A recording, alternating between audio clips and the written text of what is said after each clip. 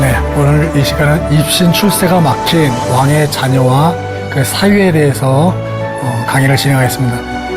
보통 그 왕비나 세자빈, 국왕에 대해서는 우리가 많은 내용을 좀 잘 알고들 계시는데, 사실 그 왕의 그 수많은 그 자녀들, 그리고 또 수많은 그 사위들이 있었습니다.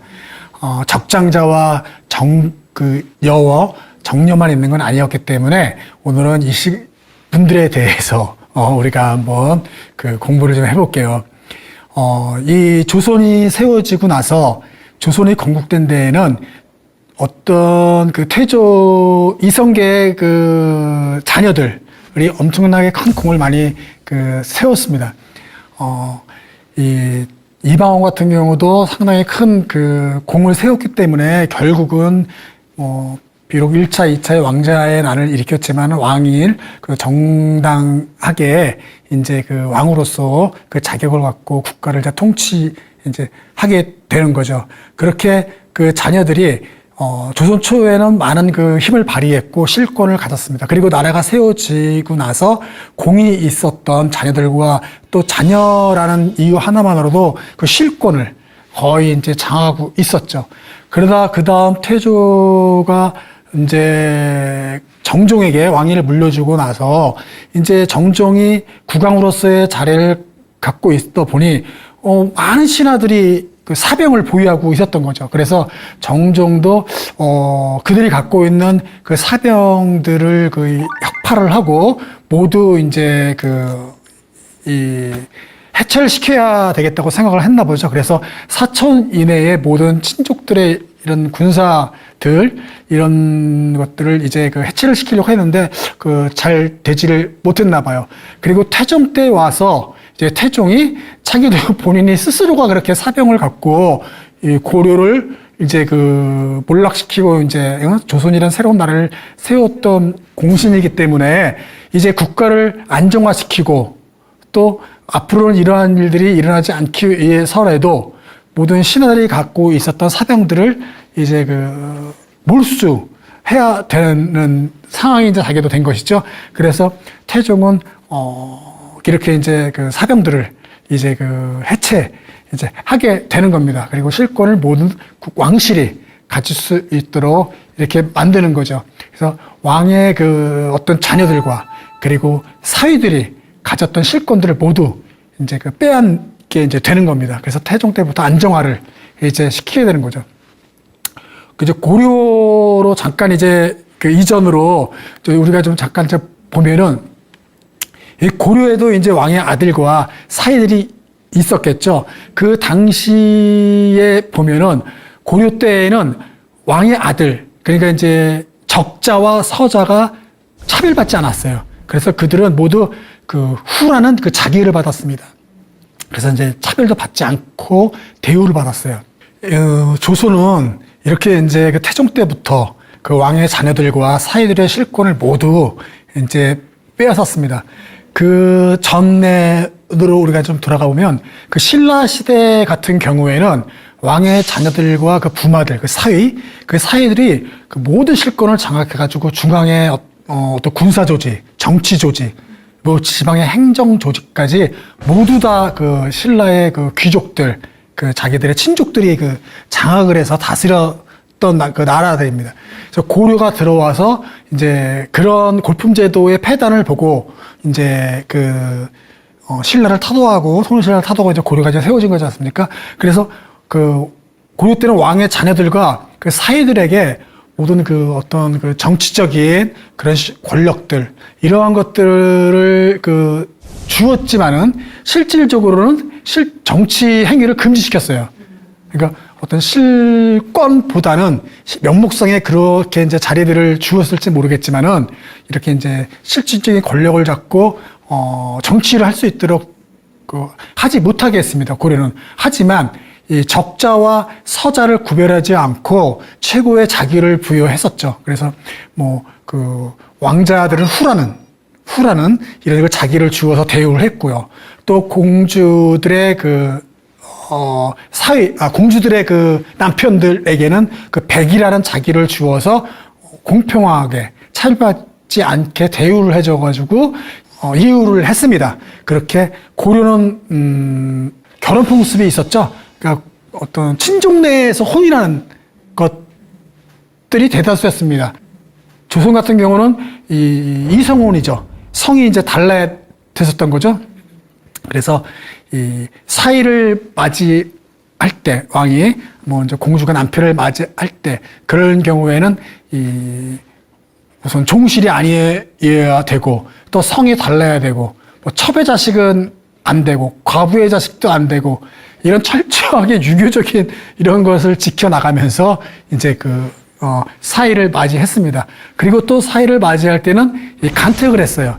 우리가 전 시간에 했듯이 왕비나 세자비를 맞이할 때 간택을 하듯이 이 사위도 이 초간택, 지간택, 뭐 이렇게 삼간택을 통해 가지고 그 사위를 맞이했었습니다. 그래서 사위를 그가 된 사람이 자기가 기분이 좋을 사람은 뭐 다행이지만 그렇지 않은 사람이 대다수였을 겁니다. 왜냐하면 사위는 상당히 제약이 또 많이 받는 게 있습니다.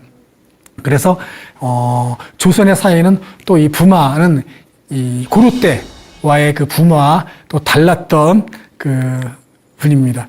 자, 이제 대군과 군의 그 차별이 또 조선에는 있었습니다. 고려에서는 없었다고 그랬죠. 이런 그 왕자면 다 왕자지 적자 서자 이런 게 없었어요. 근데 조선은 태조가 이제 국가를 만들고 태종, 세종 때 많이 이제 이런 의례나 법의 정비나 이런 것도 이루어지거든요. 이런 거 예식이나 이럴 때 이제 태종이 본인이 이 1차, 2차 왕자의 난을 그렇게 피비린내 나는 싸움을 통해서 왕이 됐던 명분, 정당한 게 이제 있었습니다. 뭐냐면 1차 왕자의 난 때도 이 태조 이성계와 신덕왕후 강씨가 자기의 자식 막내 방석 4살인가요? 얘를 세자로 책봉하면서 이제 이렇게 막 왕자의 난이 일어난 거 아니니까 그때 명분이 뭐였냐면 적장자가 왕이 돼야 되고 적정자가 왕이 되지 못하는 적자가 왕이 돼야 된다. 서자는 왕이 되면 안 된다. 세자가 되면 안 되고 왕이 될 수도 없다. 하면서 두 번째 계비였던 신덕왕 광씨를 첩으로 이제 명분으로 삼은 거거든요. 그래서 방석은 서자 출신이고 또 첩의 자식이다. 그래서 그 세자가 될 수도 없고 왕이 될 수도 없다. 하면 이런 명분으로 그 난을 일으키고 태종이 결국 나중에 정종담의 왕이 되는 거거든요. 그 대의명분이 그렇게 해서 그 형제들을 이제 죽이게 되는 거거든요. 이제 그렇게 해서 됐기 때문에 그런 적자와 서자의 어떤 차별, 이런 제도, 이런 것을 되게 철저히 했었습니다. 그리고 확실하게 이제 그 적자, 서자의 어떤 차별의 어떤 제도도 만드는 왕이에요. 그래서 고려 때 후와 백으로 나뉘어졌던 이런 자기들을 이 태종은 대군과 군으로서 이제 이 적자 서자를 차별하는 겁니다. 그래서 정식 왕비의 자식들은 대군이고 수궁의 자식은 군이다. 이렇게 차별을 두는 겁니다. 그래서 이들에게 대한 대우도 이제 뭐라고 그럴까요? 대군에게는 땅을 주고 그리고 뭐 곡식과 콩 이런 녹봉을 주는 거 그리고 집 짓는 터 이런 것도 다 차별이 돼요. 그런데 그 차별이 이렇게 크진 않아요. 뭐 예를 들어서 그 대군에게 줬던 녹봉에서 쌀은 110석이거든요.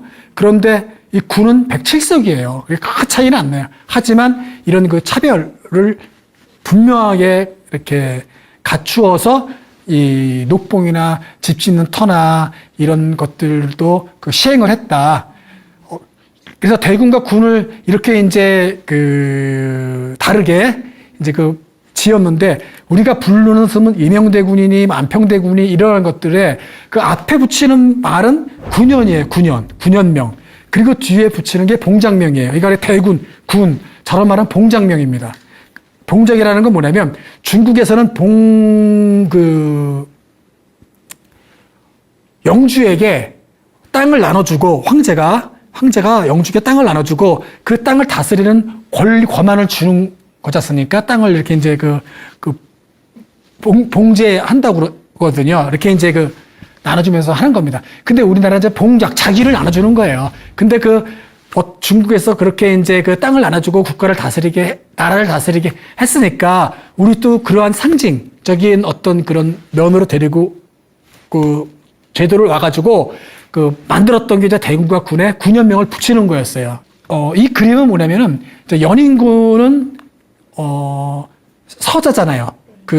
수기 최씨, 그 당시에 무술이 그것도 궁궐에서 거주하는 여인이 아니라 출퇴근하는 여인이었어요. 정말 그런데 숙주의 눈에 띈 거죠. 인현왕후를 상당히 처소에 있었던 그런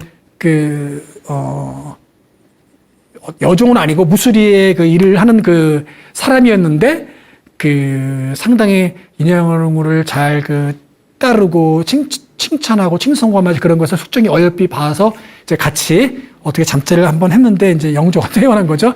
그러니까 그리고 나서 이제 수기라는 아까 봤던 후궁의 내명부에 봤던 수기라는 종산품인지 정산품인지 그 정도의 이제까지 풍기를 이제 받게 되는 거지 않습니까? 그 연인군 서자에 붙여졌던 연인은 그러면은 군연명이고 군은 풍계명인데 여기에 관복에 있던 부착되어 있는 거를 흉배라고 하는데 이거 흉배를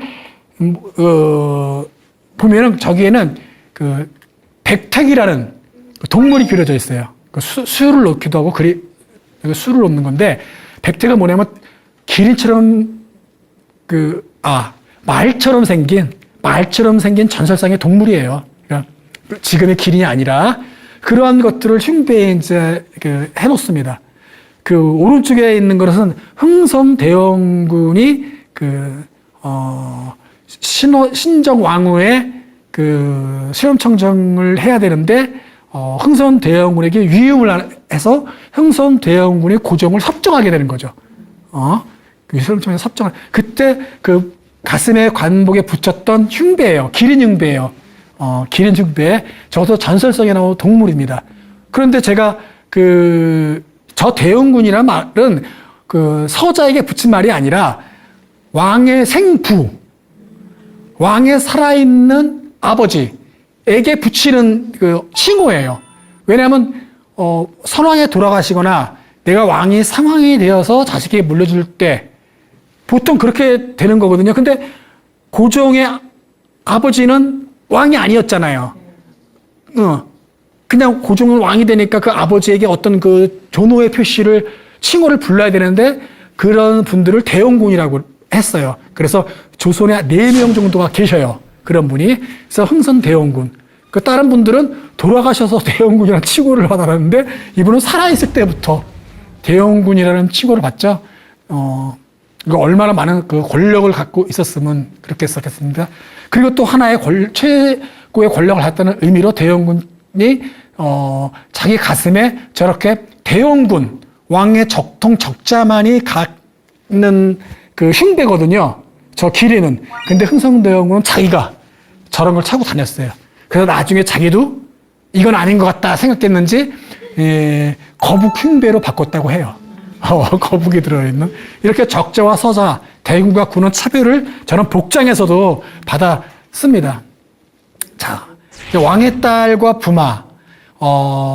왕의 딸이 결혼한 사람을 우리가 이제 부마라고 하죠. 그게 사위죠. 그리고 왕의 딸은 공주와 옹주가 또 있지 않습니까?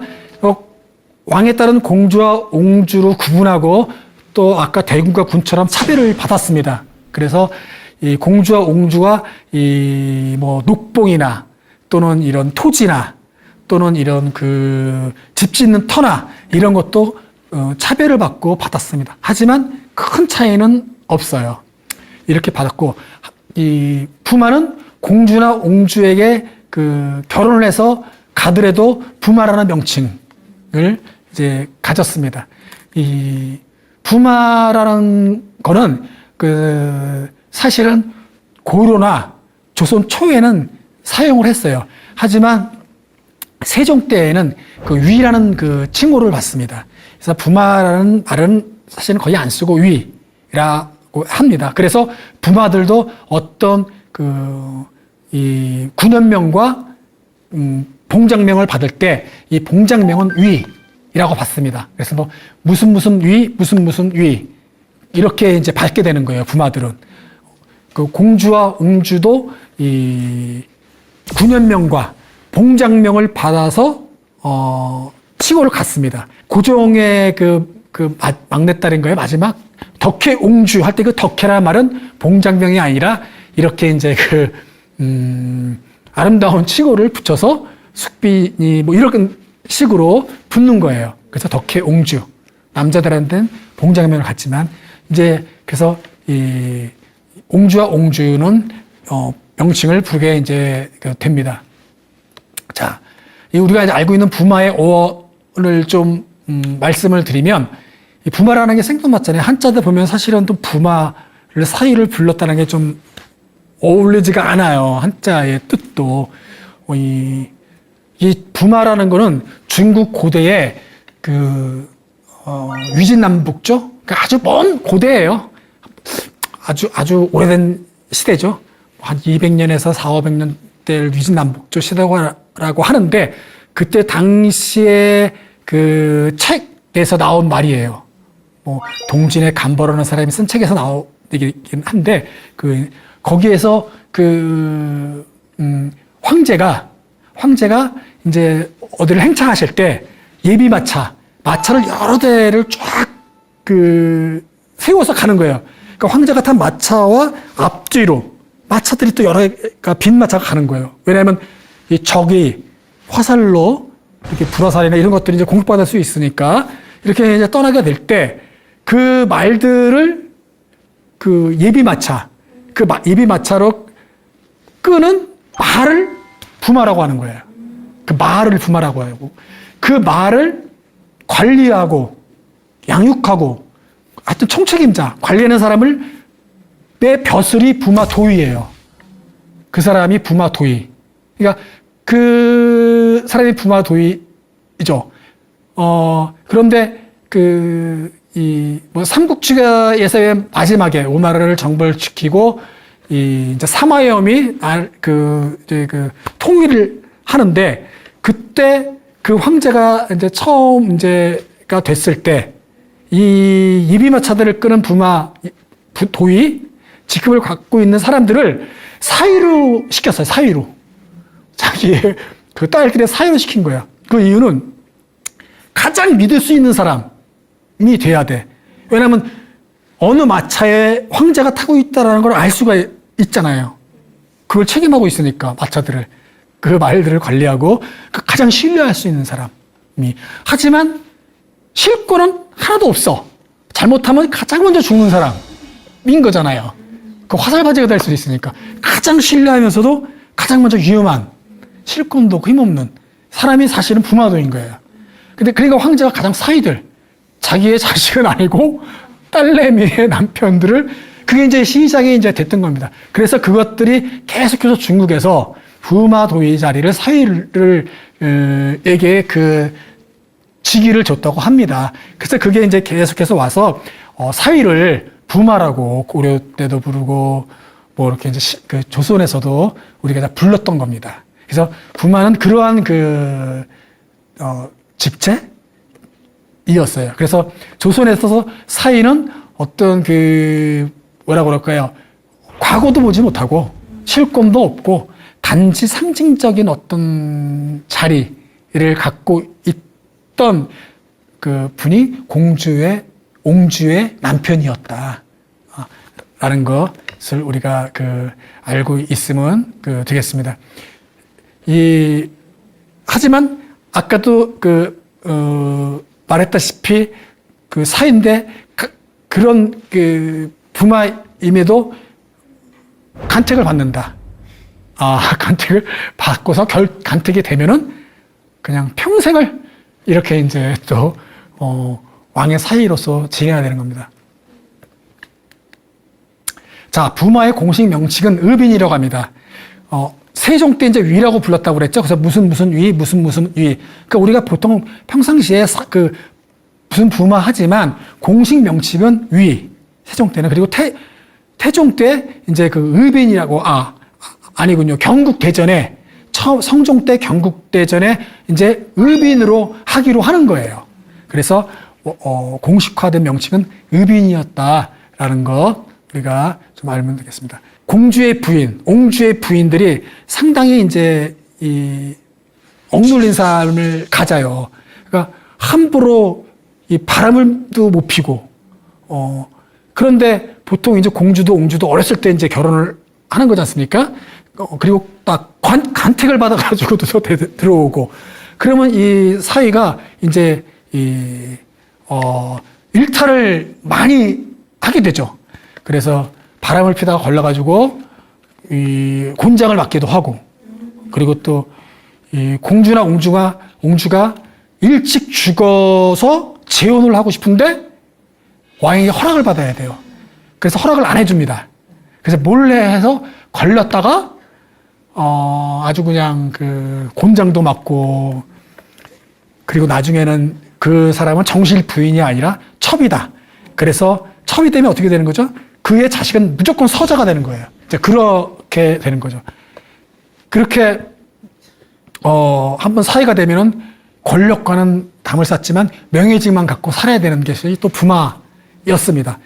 이 가장 유명한 그 이제 사고는 이 간택이 됐던 결정적인 이유는 태종이 옹주, 그러니까 공주가 아닌 옹주, 정신옹주인가? 신빈심씨 정신옹주인가? 하여튼 그 사람이 결혼을 이제 시키려고 그 지화라는 점쟁이한테 이제 그 좋은 편을감을 구해봐라 하니까 그 지화라는 사람이 이제 전국을 다니면서 이렇게 이제 그 정신옹주의 남편감을 구하러 다녔어요. 그랬는데 그 춘천에 전 군수했던 그 이속의 자식이 마음에 들었습니다. 그래서 그 사람과 이제 중매를 이제 놓는 거예요. 그래서 그 이속에게 이제 이야기하기를 그 옹주의 남편으로 이 아들을 이제 하자라고 하니까 그 이속이 그 뭐라고 얘기하면, 우리 아들은 정신옹주와 결혼할 거면 이미 죽었다라고 얘기를 해요. 그리고 죽었는데 만약에 그 정혜옹주와 결혼을 하면 내 자식이 살아있다라고 얘기를 합니다. 그러니까 그게 왜 이제 이런 얘기를 했냐면은, 정신옹주는 그러니까 누구냐면은 태종이 부인했던 그 원경항우의 여종이었어요. 원경항우의 여종을 태종이 잠자리를 같이 해서 낳은 여자가 정신옹주예요. 그리고 정혜옹주는 간택을 받아서 부인이 된 후궁이야. 그러니까 후궁 간택을 통해서 양반집 규수의 딸이에요. 양반집 규수 후궁의 딸이 바로 정혜옹주야. 그러니까 이속이 양반집 규수의 딸이니까 정신옹주 말고 정혜옹주랑 결혼하면 주겠다라는 뜻이야. 그 이야기를 들은 태종이 가뜩이나 아주 혈기왕성한 그 태종인데, 그 얘기를 듣고 이제 요즘 말하면 뚜껑이 아주 크게 열린 거죠. 그래서 이속을 전 재산을 몰수하고, 그리고 이속의 다 노비를 시켜 만들고, 이속의 아들은 평생 죽을 때까지 혼인을 못하게 했어요. 그 일이 있고 나서부터 간택이 제도를 만든 거야. 그 전에는 중매나 추천을 통해서 됐어요. 근데 태종이 그 일이 있고 나서 사회들도 간택을 한다. 그래서 이후로는 그 간택을 해가지고 결정이 나면 사회가 되는 거예요. 좋든 싫든. 그래서 이제 양반집 가문에서는 이 장남이나 장손이나 이런 사람들은 안 보내겠죠. 제사도 지내야 되고 또 정말 그 허수아비처럼 살아야 되니까, 그래서 막내나 이런 사람들을, 그리고 또 이렇게 능력이 좀 부족한 사람들을 보냈다라고 또 합니다. 그래서 이렇게 부마들은 이렇게 놀고 먹는 걸로 만족했던 사람은 상관이 없지만, 야망이 있었던 이런 양반가의 그 남아 대장부라면 피했던 자리가 바로 또 저 자리였습니다. 자, 조선의 마지막 부마 박용호. 이 조선에서 마지막 부마는 박용호라는 우리 많이 들어봤죠. 갑심정변의 주체 세력이기도 하고 어떤 개화의 개화를 했던 그 사람으로서 박용호를 우리가 많이 얘기하는데 저 박용호는 12살 땐가 이 철종의 무남 동료 영의용주인가 그분하고 결혼을 했어요. 그 12살 때 혼례를 치르는데 철종의 딸과 철종이 5남 6녀인데 한 명 딱 그 정의용주만 남고 다 죽었거든요. 그래서 무남동녀가 된 거예요. 그래서 딱 한 명의 유일한 그 딸인데 그래서 이제 12살 결혼을 이제 하게 되는데 곧바로 이렇게 죽어요. 12살인가 13살 때 호래비가 되는 거예요. 그 철종의 사위가 됐지만 12살, 10살 초반에 호래비가 되는 사람이 박용호였어요. 그리고 그렇게 이제 사는 겁니다. 그러니까 이제 그 평생 이제 혼자 살아야 하지만 이제 이렇게 좀 나이가 먹으면서 이제 어떻게 본성인데 여인이 안 들어오겠습니까? 이렇게 다른 분의 야사나 뭐 그런 데 보면 박용호가 그 첩을로 취했다는 얘기도 나오고, 그리고 나중에 허락해줬다는 얘기도 나오고, 또는 고종이 하도 가련해서 궁궐에 있는 궁녀를 첩으로 하사했다. 또 이렇게도 또 이야기가 나옵니다. 그 어쨌든 이제 그렇게 해서 이제 부인을 박용호도 이제 맞이해요. 그렇게 이제 박용호가 살다가 20살 때 이제 고종이 20살 때 이쁘게 봤나 보죠. 박용호가 20살 때 어마어마하게 높은 벼슬을 내려주는 겁니다. 판의금부사라고 그래가지고 의금부의 최고위직이야. 의금부는 반란, 그 대반 모욕을 일으킨 사람들을 잡는 데잖아요. 그 영모한테. 근데 20살이 그런 그 자리에 가게 됩니다. 그리고 나서도 계속해서도 높은 어떤 그런 지금으로 말하는 내무부 장관까지도 이제 올라가게 되는 거죠. 그런 이제 박용호인 거죠. 그리고 또 우리가 잘 알고 있는 태극기를 도안하고 제작했던 분이기도 하죠. 이 임오군란이 이루어지고, 이제 그거에 대한 이제 일본에게 배상을 하고, 뭐 또 재물포 조약도 이행의 문제도 있고, 그래서 여러 가지로 해서 특권을 가진 그런 어떤 사명을 갖고서 이제 일본의 임오군란이 끝나고 이제 가게 되는 겁니다. 배상 문제를 논의하기 위해서. 그때도 상당히 어렸을 때의 나이였어요. 갔는데 거기에서 이제 우리나라를 대표한 어떤 기가 없다. 그래가지고 그 길을 만들기 위해서 그 자리에서 그 전부터 몇 차례는 그 길을 논의가 계속해서 있었어요. 태극기를 만드는 논의가 있었는데 배에서 만드는데 이제 그 전에 고종이 동양의 팔괘 그리고 동서양의 사상을 담은 팔괘를 갖고 한번 태극기를 도안해서 만들어라라고 이렇게 이제 어명이 있었대요. 그래서 배에서 이제 태극기를 이제 팔괘를 하고 음양에 이제 그것을 이제 원을 만들어 가지고 딱 이렇게 이제 만드는데 영국인 선장이 팔괘는 너무 복잡하다. 다른 나라에서 봤을 때도 그 기가 좀 단순하고 간단하고 어떤 팔괘가 가졌던 그 사상을 좀 더 줄여서 디자인을 좀 만들자. 뭐 이런 얘기가 배에서 오고 갔다고 해요. 그래서 만들어진 게 사괘예요. 그 사괘고 우리가 알고 있는 양음과 빨강과 파란색을 해가지고 이제 태극기가 만들어졌어요. 그 깃발을 일본에서 이제 대표적으로 쓴 거에 처음 시작이 된 겁니다. 그렇게 해서 했던 분이 또 박용호죠. 하지만 이 박용호가 우리가 나라를 뺏기고 나서 상당히 친일 매국의 행위를 이제 하게 되는 거죠. 1910년 이후로는 이 사람이 이제 확 바뀝니다. 그래서 조선 총독부의 중추원 고문, 부의장, 그리고 동아일보 초대 사장, 그 당시 동아일보는 이제 친일이었으니까, 그런, 이런 자리로 계속 박용호가 이제 가게 됩니다. 그래서, 이 친일 그 총독부에서 발행한 거의 이제 1935년인가 그때 발행했던 그 친일 공로자들의 책자에 350여 명인가 일본 총독부에서 자기 조선인들이 우리나라를 위해서 애쓴 공로자들을 그 명부가 있거든요. 거기에 박용호가 이제 이름이 올라올 정도예요. 그리고 박용호가 죽고 나서도 1등 공신인가 그런 거 취소도 받게 돼요. 그러니까 엄청나게 많은 그 친일적인 행위를 했던 사람이 또 이 박용호이기도 합니다. 이렇게 이제 많이 바뀌게 되게 됐죠. 이제 이런 사람이 이제 조선의 마지막 부마였던 이런 불명예를 또 갖게 된 그 분입니다.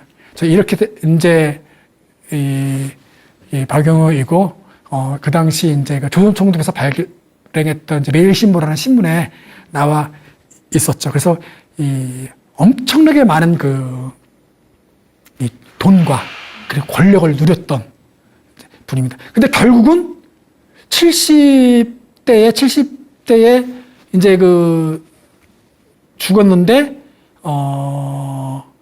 70대 죽었는데 결국은 15세 때 그 영의옹주가 죽었거든요. 결국은 죽어서는 영의옹주의 무덤에 묻혔습니다. 결국 같이 결국은 이제 그렇게 된 분이 또 박용인이죠. 자, 왕의 친인척을 한번 좀 보면은 이 왕의 친인척은 왕의 이제 종친이 있습니다. 종친, 왕의 형제들이나 아니면 나의 어머니들이 낳은 그런 자손들, 뭐 이런 분들이 종친, 종실, 왕실들이 있을 거고요. 그리고 혼인을 통해서 생겼던 인척들이 있는 거죠. 인척들이 이제, 부인이나 처남이나 뭐 이런 인척들의 혈연들이 또 쫙 있을 거고. 또, 나의 부인의 외가댁, 외척들이 또 있겠죠. 외척들이 이제 그런 걸 다 통틀어서 이제 우리가 친인척이라 하는 거죠. 그 왕은 자신의 그 자녀, 그리고 엄마, 할머니들의 또 직계들에 또 있겠지만, 이렇게 인척과 외척들도 또 엄청나게 많은 사람들이 있었다. 그래서 이 관리를 해야 되는 거예요. 조선이라는 나라를 통치하고 국사의 대소사를 판단하고 결정하는 어떤 일도 있는데 그 일을 우리가 만기라고 그래요. 만 가지를 결제하는 자리가 왕이다. 엄청나게 많은 시시콜콜한 얘기부터 지방의 어디에서 상소가 올라오는데 뭐 이런 일이 있었는데 어떻게 해야 되니까 뭐 이런 것들 서부터 뭐 중앙에 관련해서 옷을 1년간 입어야 된다, 3년 입어야 된다 이런 상품 문제부터 막 엄청난 외교 막 이런 것들도 해야 되고 이래서 이렇게 만 가지나 결제를 해야 되는 사람이 왕이라 얼마나 피곤했겠어요. 그러니까 지난 시간에 얘기했던 이 등창이니 정신적인 스트레스니 이 친인척의 이 문제, 후궁과 왕비의 질투 시기에 또 이런 것들에 중앙에 계셨던 분이 왕이었죠. 그래서 친인척들을 또 관리해야 되는데 그 친인척들을 어디서 하냐면 종실부에서 하는 거예요. 그래서 종실부라고 있어서 거기에서 이제 따로 또 관직도 관리하고 인사 문제도 또 거기서 논의해서 결정하고 막 따로 이제 있어야 된다. 부서가. 거기에서 그 친인척을 관리했다. 그래서 왕은 이 4대 후손까지를 왕의 직접적인 이제 친척으로 보는 거예요. 후손으로. 왜냐하면 유교에서는 4대가 넘어가면 어떤 밀접한 의리가 희미해진다. 라고 해서 우리가 보통 이제 4대까지 제사를 지낸다 이런 것들도 이 4대 안에 들어오는 이 종친들, 친지들을 우리가 아주 끈끈한 의리가 있는 집단이다. 라고 해서 그들을 이제 우리가 이제 기준을 이제 정한 거거든요. 그래서 왕실도 4대까지를 그렇게 이제 정했습니다. 그래서 이 4대 안에 든 모든 친인척들은 과거를 못 봐요. 그러니까 아까도 말했던 사위도 마찬가지고 자녀들도 마찬가지고 그의 후손들도 마찬가지고 4대는까지는 과거도 못 보고 권력도 갖지 못합니다. 그러니까 명예직만 갖는 거예요. 그래서 뭐 시나 짓고 뭐 이런 예술적인 계통인 그리고 기녀들 집에 놀락 다니고 이런 문인들의 어떤 그런 활동들을 많이 하게 되는 거예요. 권력간 담상. 그래서 4대는 그렇게 이제 지내게 되는 거죠. 그런데 4대 이후서부터 9대까지는 과거도 볼 수 있고요. 자기 실력에 따라서 관직까지 오를 수가 있어요. 4대까지만 관리한다고 그랬죠? 특별 관리를 하는 거예요. 하지만 5대에서부터 9대까지는 시험도 과거도 볼 수 있고 관직도 올 수 있고 다 할 수 있어요. 하지만 5대에서부터 9대까지도 왕실의 특혜를 가져요. 무슨 얘기냐면 병역제도도 안 받고 군역도 안 받고 막 이런 왕실의 가지고 있는 특권들을 다 누리는 겁니다. 그러니까 9대에서 5대까지가 더 사실은 좋은 거야. 더 이렇게 편리하게. 하지만 왕실의 관리는 받지만, 그래서 왕실에서는 종실부, 종친부에서는 9대까지 관리를 하지만 방금 말했던 4대까지 안에는 과거를 못 보기 때문에 권력을 가질 수 없고, 그 이후에는 권력도 가질 수 있으면서 자기의 능력대로 가질 수 있으면서 이런 특혜도 가졌다. 이렇게 이제 그리고 이 사위들은 6대손까지 관리를 받고, 외척들은 8대손까지 관리를 받고, 이렇게 이제 관리를 하는 겁니다. 이렇게 이제 친인척들은 그냥 막 이렇게 이제 특혜와 권력만 갖고 사는 것이 아니라 이런 어떤 이 왕족이라는 또는 왕실의 신분에 속해 있다라는 그런 명예는 갖고 있지만 많은 부분을 일반 양반과는 다른 또 삶을 살았던 겁니다. 그래서 자기의 자식들을 사위로 부마로 또 웬만하면 또 주지 않으려고 했었고, 왜냐하면 그 사위는 상당히 많은 제약을 받고 사는 거니까. 하지만 그 사위의 자식, 왕의 입장에서 보는 외손주는 6대까지는 특별 그래도 대우 혜택을 받으면서 살았던 거예요. 가문에서. 그러니까 그걸 당사자는 괴로웠지만 그 가문을 위해서는 또 좋은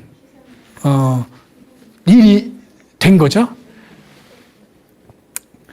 만일에 세자빈이나 이런 분들을 구은굴에 보냈을 경우는 그 세자분의 인생은 어떤 관점에 따라서 다르지만 그 사람의 인생은 좀 그렇겠지만 그 가문은 그것을 통해서 엄청난 권력의 실세로 이제 갖게 되는 거죠. 왜냐하면 이렇게 높은 관직들이 막 그 세자빈의 집안에 떨어지겠습니까? 하지만 다음에 왕비로 될 수 있는 가능성이 가장 높은 사람이기 때문에 벌써부터 그 집안에 수많은 권문 세족들이 달라붙겠죠. 어마어마한 재물을 모을 수 있는 또 기회가 생기게 되는 거고, 자기보다 높은 권력가들이 다시 또 아부를 하게 되는 거고, 그런 것들이 있기 때문에 자기 딸을 보내기도 하고 자기의 아들을 사위기로 또 보내는 일이 바로 또 이제 생겨나게 되는 거죠.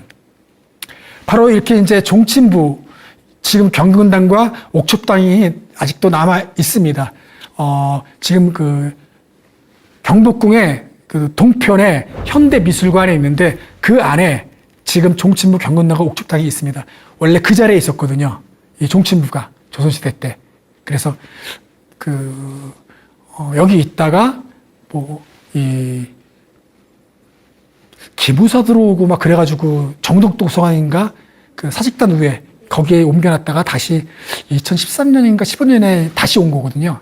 현대미술관 지으면서. 그래서 여기에 있으면서 방금 말했던 이런 이 종친들, 왕실의 가족들, 외가, 인척들을 관리해서 했던 부서가 바로 또 이 종친부라는 곳이었습니다. 그래서 왕은 이런 수많은 이 자녀들을, 그러니까 우리 지금 실록이나 아니면 제가 지금까지 강의를 해서 쭉 들어보셨으면 아시겠지만은 많은 자녀들이 있어요.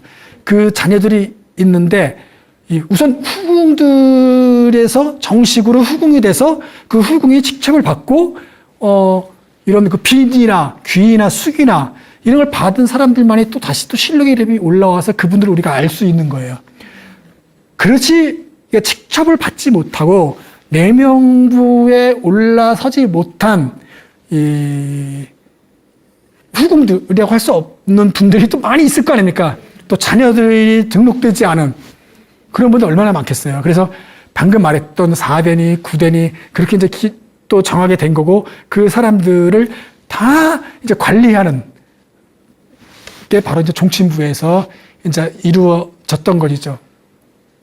그래서 왕의 어떤 그 자녀들, 그리고 이 사위들, 이런 분들은 그 조선시대에는 차별과 그리고 대우에 있어서도 어떤 그 예우도 구분을 그 받았었던 그 분들이 이런 그 사람들이었다는 것이었습니다.